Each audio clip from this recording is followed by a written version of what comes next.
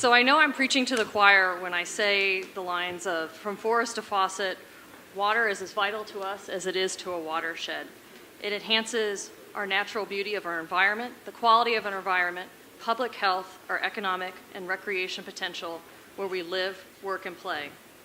Sometimes it's difficult for the public to have these connections to our waterways, to our LA urban river in particular. They're often highly vulnerable and inaccessible. Our urban development patterns make it difficult for us not only to reconnect with those waterways, but also make them magnets for pollution. The Urban Waters Program recognizes the pooling effect of community groups and residents to support the health of our water systems through a trickle as small as a water quality monitoring and volunteer cleanups to something much larger, education and advocacy. It's my honor to introduce Pauline Louie, Urban Waters LA River Ambassador, or as I like to call her, Headwaters Hero. She has served as a catalyst for successfully completing a number of on-the-ground projects here in LA, which I'm sure she's going to talk about. But I ask all of us here in the audience as tree stewards to think about, as this presentation goes along, how we can better connect with this Urban Waters vision and leverage our resources together. So without further ado, Pauline Louie. Right.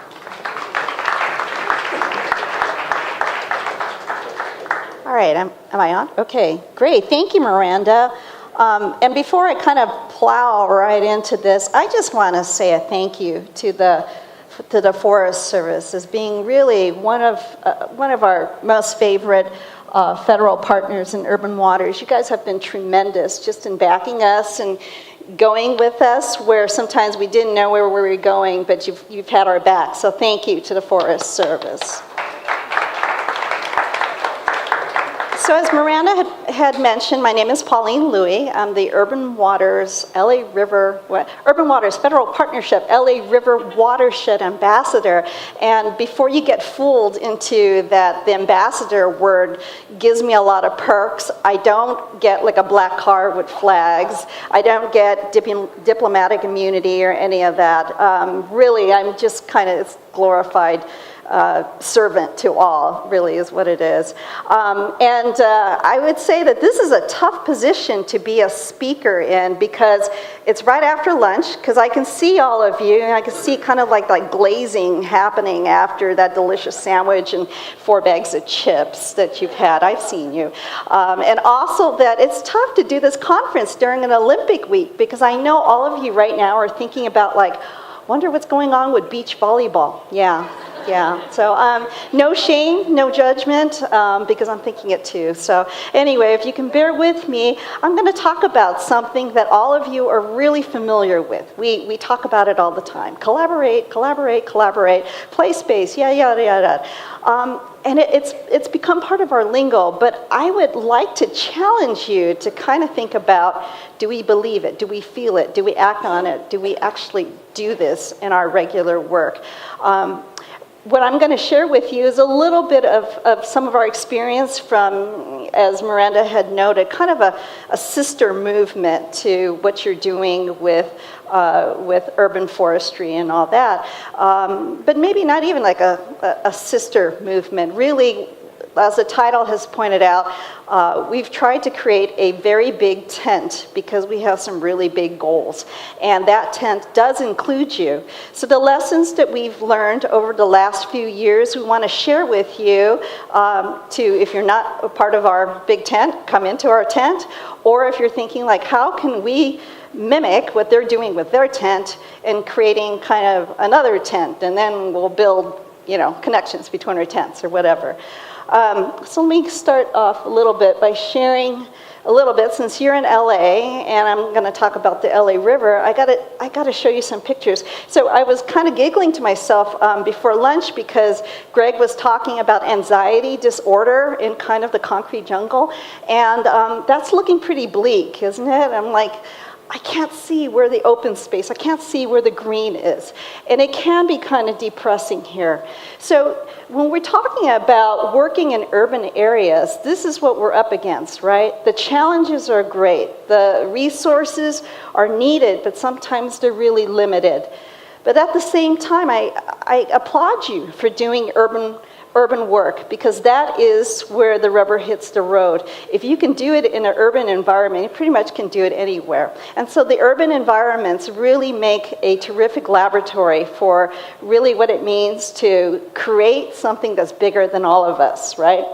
So, because I'm going to help you kind of shake down that sandwich and stuff, I'm going to ask you to indulge me a little bit and kind of loosen up, okay? So I like to make sure that the area in front of you is kind of cleared out, that you're not like carrying glasses or jugs of water or crystal or anything breakable or whatnot, because I'm going to have you stand up, okay? So I'm going to ask you some questions. So stand up if this applies to you. Oh, hang on a second. Sit down for a second. Oh, you overachievers, you got ahead of me.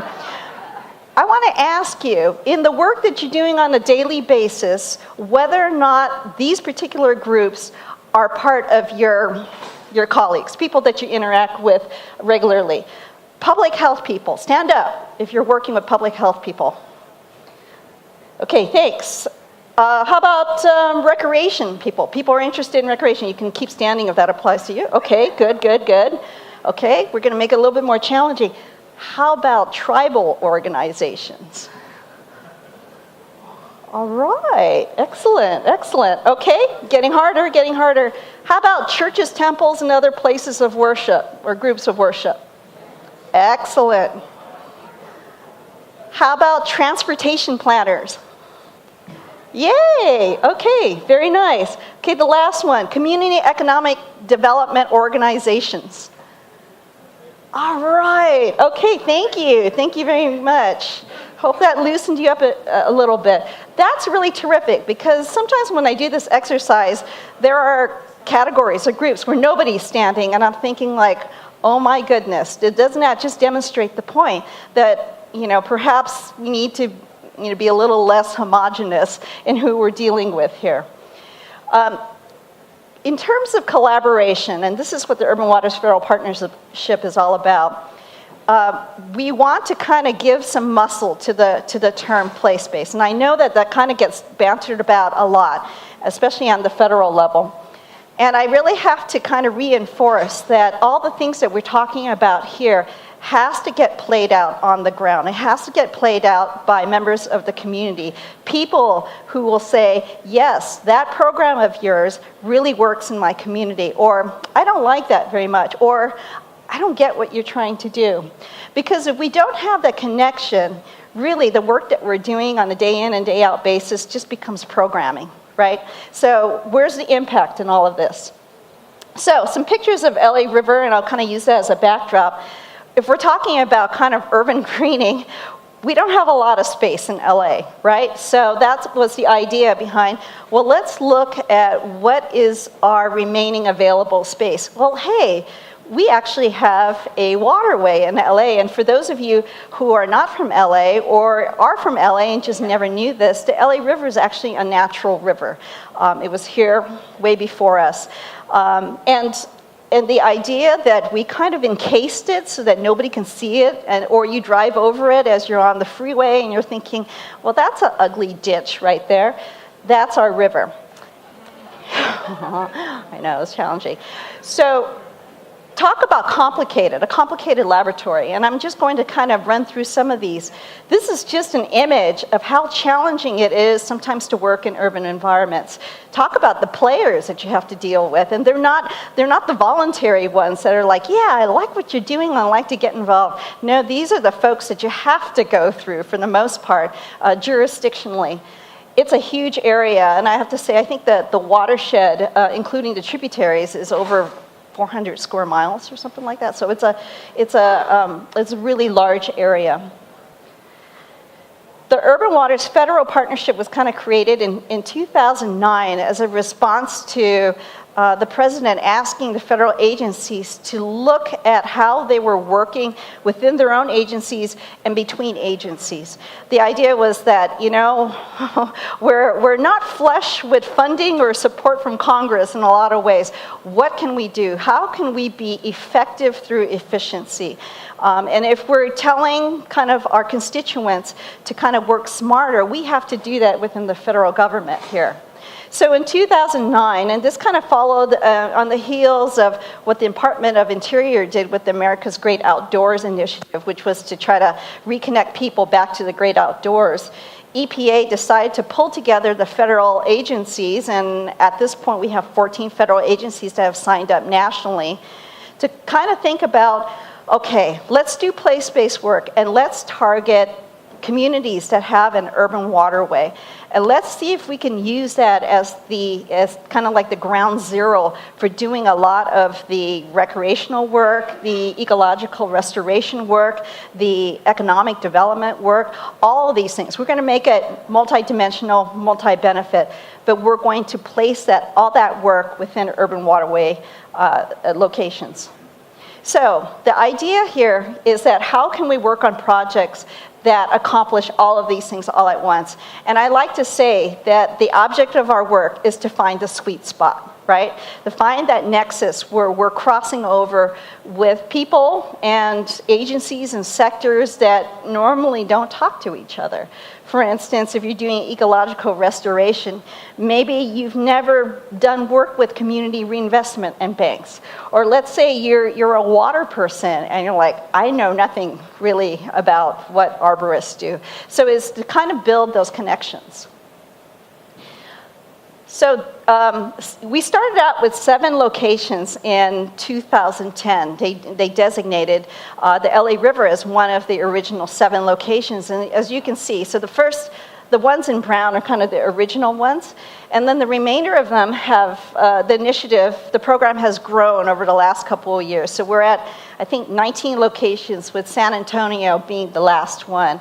And as I mentioned, I think FEMA was the last one to come on board, so they make the 14 federal agencies that have signed on.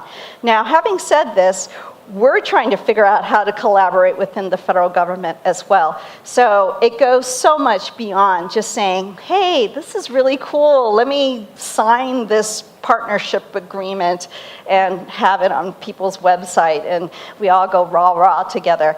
It's so much more complicated than that in practice, right? So what we've been trying to do is figure out how agencies are interacting with each other on the ground in all of these locations. So just to give you kind of a flavor for what we've been doing with the LA River, these are out of the 14 federal agencies, these are the agencies and the sub-agencies that have been working directly with us. And I tell my colleagues around the country, we have the best federal partnership here. We have the best agencies that are working and supporting us. And I'm not saying that just because Miranda's sitting over here too, or I see some Park Service people around. Really, I love you, really. State and local government. The challenge of what we do is to kind of break down those silos, right? It's really tough, and it's not just between kind of government agencies, between federal, state, and local, or between all of those, that kind of like alphabet stew of all of the different smaller jurisdictions within the watershed. We're also working with, let's see, there we go. We have about like over 45 nonprofit organizations that are working with us too. So we're trying to kind of build collaboration, like I mentioned, among our government partners, but it's also challenging to kind of invite and hold in our nonprofit partners as well, our NGO partners. And it's tough because we're always trying to communicate to them what is the benefit of collaboration. And let me tell you that if you're thinking collaboration should come easy, it's so natural. It's not. It's not. I think our natural tendency is, I've got an idea, let's run with it. Maybe we'll collaborate or we'll bring along a friend or a sister agency. But normally it's like, listen, I've got my own organization here. We've got our mission. We've got to pay the bills. We have to get that grant. And isn't it true that funding out there is limited and competitive? And what does that do? It really forces, great organizations and great partners to kind of have to choose between what they know and believe as the value of collaboration and having to support their own organization. So from a funder's point of view, we see it, and I constantly say, and I've gotten kind of pushback when I say, stop cannibalizing each other, right? Find opportunities and believe in kind of coming together and creating something bigger than yourselves. Okay, so we kind of did this exercise, right, about, who's included in your big tent, right? And this is the reality. I'm sorry, it's a little bit hard to read there. But if you're working in one location, place-based work means that it's not just about you, right? It's just not about the work that you're doing. Chances are, especially in urban environments, that you're having your project, your urban greening project, is going to be competing for resources, for attention, for political support among a plethora of other really important things. Here in LA, we'd like to say, yay, LA River, let's kind of work on the LA River. But the reality is that from, say, like the mayor's office, they're also having to deal with affordable housing. We've got transportation issues. We've got streets and sidewalks that need to be fixed. Just the list goes on, right? And all of them are really important. If you ask community members, they may not agree with you that your project is project number one. So it's that's the environment to work in. What do? Do we just say, oh, well? I would venture to say, no, let's try to figure out how we can combine all of these things so that we have projects that meet several of these priorities. So this is my little animation. This is as complicated as my technical knowledge gets, which is drawing arrows. This is really what it is, right? So I encourage you to think about how messy is your collaborative effort, because it should be really messy. Right? And I come to these events and I look around, I go, oh, people are so united with each other. They're all so polite and they got happy faces and they're all kumbaya with each other.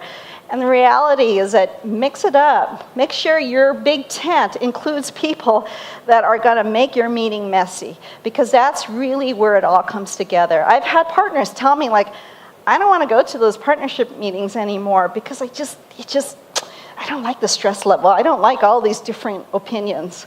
And that's frustrating. But, this is kind of where it happens, right?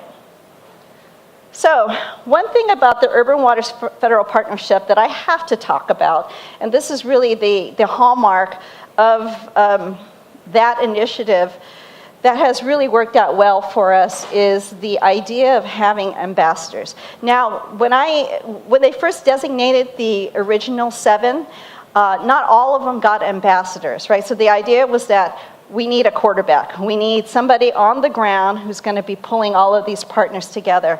And not all of them got ambassadors. It kind of, just happened to be where they could scrape together resources or funding to kind of hire somebody or to pull somebody out. And let me tell you, the wisdom or the experience that came out of that was that the locations that did not have a quarterback really floundered for years, right? So this was 2009, 2010. There are a couple of them that still don't have ambassadors or just got one.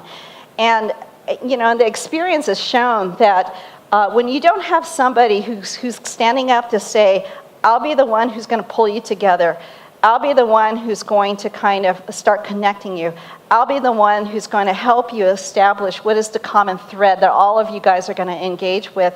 When you don't have that, it just becomes a bunch of people going like, this is a great idea. All right, I'll call you sometime, right? We all know how that happens, right? And you never get together. So it's really challenging. I'm going to also say that, okay, I'm going to pull that up. This is something that, and I'll give you the link to this document. I encourage everybody to read it. This was a publication that was done by the Federal Reserve Bank of San Francisco, who is, let's say, a untraditional partner, right?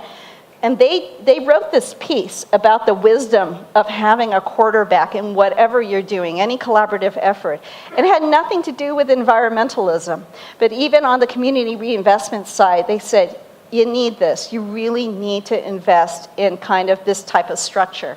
So let's see. I know I'm kind of short. Hopefully you can see that. But that's the link for it. I encourage you. It's an easy read to look at that. So what I also want to say was that this quarterback function it comes by different names. And we did some kind of polling of our partners to say, what do you think that the ambassador does for you? How do you define this quarterback function? And they came up with a whole bunch of different names. Some of them I can't even repeat back to you, but there's a couple here, air traffic controller, somebody who kind of builds trust. I was amazed that, working with the LA River, some of our partners have known each other for decades. That's also some of the problem because they knew each other for decades. So there was a lot of work to be done in some ways in terms of creating what was a common platform to get people to say, let go of your baggage, let's move forward together. The convener, I've kind of mentioned that. The collaborator, the connector, identifying new partners, identifying opportunities for people to be on the same page. Then setting the table, kind of like agenda setting, right? Like, what are we going to work on together? The code switcher, I'm kind of trying to wonder about that. But I would think more like a train track switcher. Sometimes you need to kind of redirect people into a different direction. So all of these things are really vital in a person, and I'm not just saying it because it's kind of what I've been doing in the last 4 years.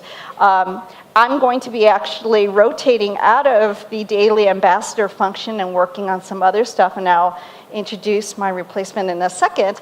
But I can say that it's been really valuable. I'm not quite sure how anybody could, have a collaboration and not have somebody do some of these functions, right? So I just want to give you some tips, just in case you're thinking of like, okay, I'm in, right? Pauline, you sold me on this idea. How do we make that happen? We have a publicly funded project. So this is just kind of a laundry list of how difficult it's been to kind of identify resources to build the type of capacity or the structure that you need to kind of move forward. We've had kind of interagency agreements between federal agencies, and that's been a little bit tricky. Some of our ambassadors or coordinators have been direct assignments from their particular federal agencies. And by the way, not all of our ambassadors are federal employees, as myself. Some of them, as you can see, have been contractors. The Forest Service has been really creative in terms of identifying how the work that they would normally hire contractors for overlaps what Urban Waters is doing. And so they've been able to kind of say, let's roll this up into your work under this particular contract. It's been really successful. Sometimes we've gotten foundational support. Sometimes it's federal and state funding coming together. Like just to mention too, Justin, if Justin Yee's over here, kind of a chance, he's going to be the new ambassador for LA River pretty soon. And Justin is a National Park Service employee, but his kind of moving over to Urban Waters was made possible through the collaboration of the Forest Service, Miranda and Marty Dumpus and others who really kind of made that happen. And also the Nature Conservancy kind of pitched in some money too. So it's an idea where like we need to start asking, we need to start telling people and convincing them, or perhaps they're convinced already, the value of this position. And in our case, you guys really came through with that. Okay, so just a couple things in terms of what works. Some of the lessons that we've learned is I've talked about the only way to kind of really get people to come in under your tent and have them stay is constantly to articulate and reinforce where the nexus with that partner is. And remember, the goal is to identify perhaps untraditional partners, people who haven't been under the tent before. But it makes it all the more important that you identify for them. Why are you here, right? And this is the value to your organization. Champions, I cannot say how important identifying champions are. And sometimes they will be kind of your elected officials. Sometimes they're, fairly high up people in Washington or Sacramento or whatnot. Other of them are like me, doing the yeoman's work. They are so valuable. In fact, sometimes I think that people on the ground can be more useful. They're not going to rotate out with the next political administration. Identify those people because regardless of what their function is in their own organization, it's so important when you think like, wow, I've met somebody and I think he or she really gets it. I think they're one of our people, and to nurture that relationship, because that person can be not only programmatically important in helping you navigate within their own organization, but just kind of moral support. When you're thinking, I don't know where this is going, then they're the ones. Like Miranda, this is keep on going. You're doing fine. We've got your back. For the nonprofits out there, for our NGO partners, it's so hard, like what I said before, just constantly reminding them of the value of coming together, right? It's like resist the urge to kind of, how should I say, like if there's a grant proposal, can you work together rather than all four organizations competing for the same funding and kind of, dividing it up like Solomon, like don't do that. It's really hard though, so it's constantly reinforcing why that's important. The other thing I was going to say is to create that common language with each other. So you got a big tent and you've got these really diverse partners. One of the things that I like to do within our partnership meetings is that if you attend a partnership meeting, let's guarantee that you don't know 100% of everybody in the room. That's an opportunity for you to kind of expand your mind, your thinking, meet new partners. But it's really important to kind of create that one language that everybody is speaking. So one of the functions of an ambassador that I didn't mention is that you're doing shuttle diplomacy. You have to speak 15 different languages of all your partners, and then identifying, kind of helping to communicate between each other. Like, you really are on the same page with each other, even though you don't think you are. Okay, and I've mentioned already, start early, engaging your partners that if you believe in this model, you believe in the work going forward, that you all have to start thinking in the very beginning about how to build that capacity, because it really takes a long time to kind of pull together the funding or to do those interagency agreements or whatnot.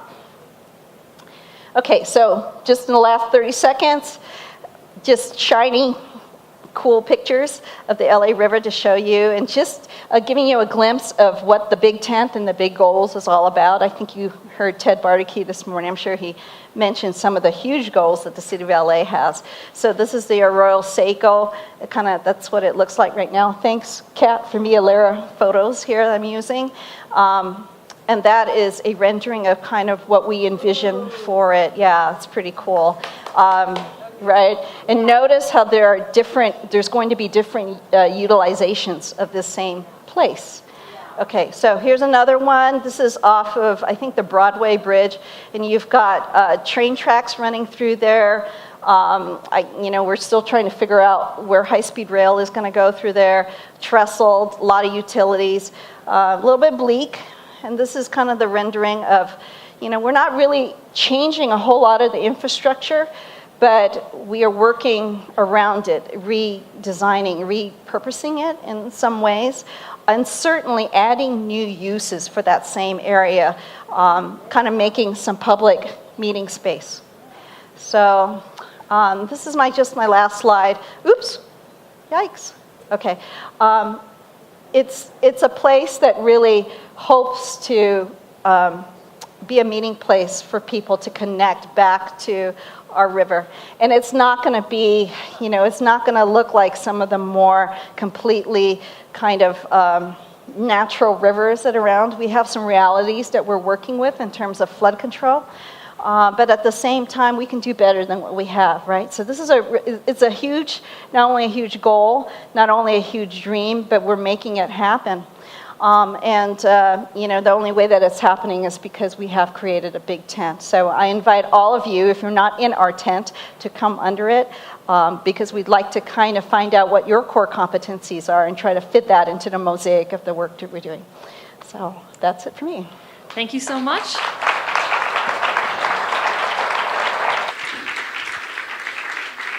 All right, so I think we have time for just a couple of questions in order to keep us on time and to have respect for the other speakers coming later today.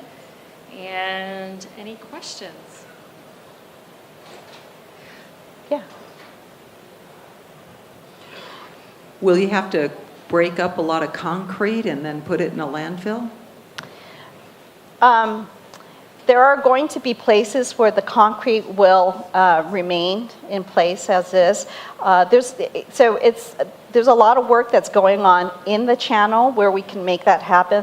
It's also kind of an opportunity to catalyze work on the levees or the communities right outside the channels. So there are some examples where I'm like, okay, I think the U-shaped concrete, kind of channel is going to stay.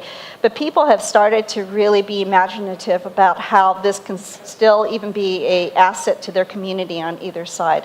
So in terms of where the concrete's going to go, we'll have to have that conversation with the Army Corps as we move forward.